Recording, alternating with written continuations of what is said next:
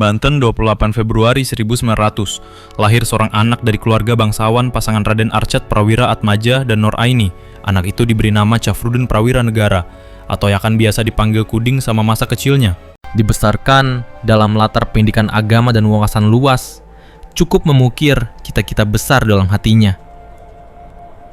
"Aku ingin menjadi orang besar," ucap Syafruddin pada diri sendiri sejak ia masih kecil. Ayahnya, yaitu Raden Arsyad Prawira Atmaja, merupakan pribadi yang tidak membedakan kedudukan orang di sekitar, meski memiliki darah bangsawan. Pernah sekali beliau membuat atasannya marah karena berbicara dengan bahasa Belanda. "Saya di sekolah disuruh mempelajari bahasa itu. Kalau tidak boleh menggunakannya, lantas untuk apa saya mempelajarinya bertahun-tahun?" Pustakaan ayahnya memicu minat baca Syafruddin Prawira Negara. Awalnya hanya tertarik dengan buku fiksi. Kini menyukai filsafat, buku kemasyarakatan, ideologi komunisme, dan berbagai hal lainnya. Di umur 19 tahun, ia mendapat telegram yang mengabarkan bahwa Raden Arsyad meninggal dunia secara mendadak ketika sedang berpidato membaca ayat-ayat Al-Quran. Setelah insiden tersebut, ia pun mempertanyakan tujuan hidupnya dan bertekad menjadi hamba Allah yang bermanfaat bagi sesama, hingga akhirnya ia menyelesaikan skripsinya yang tertunda.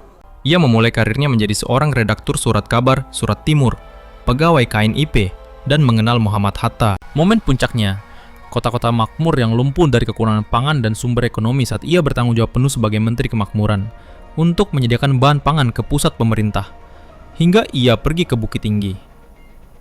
Hingga tiba-tiba saatnya agresi militer satu di Yogyakarta yang membuat Presiden NKRI saat itu menggelar rapat darurat akan adanya PDRI. Keputusan rapat itu adalah menunjuk Syafruddin sebagai presiden sementara apabila presiden resmi tertangkap tanpa sepengetahuan Syafruddin. Setelahnya berita disebarkan radiogram kepada Syafruddin dan Kementerian Luar Negeri. Tak lama, Soekarno dan Muhammad Hatta pun ditangkap. Sayangnya, radio tersebut tidak sampai karena telah diputus oleh Belanda.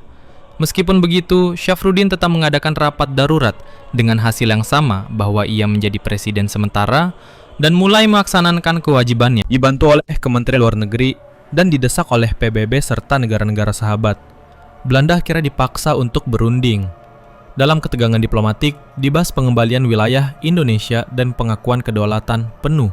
Puncaknya, pada 7 Mei 1949, lahirlah Perjanjian Royen-Royen sebagai langkah penting menuju kemerdekaan yang utuh bagi Republik Indonesia.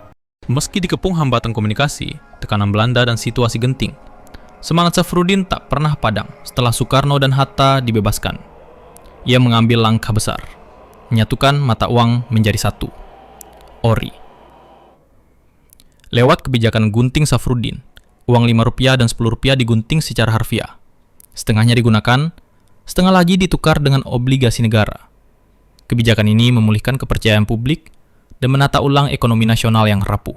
Setelahnya ia menjabat sebagai Presiden The Javas Bank yang kini bernama Bank Indonesia, hingga akhirnya pensiun dari jabatan pemerintah Indonesia.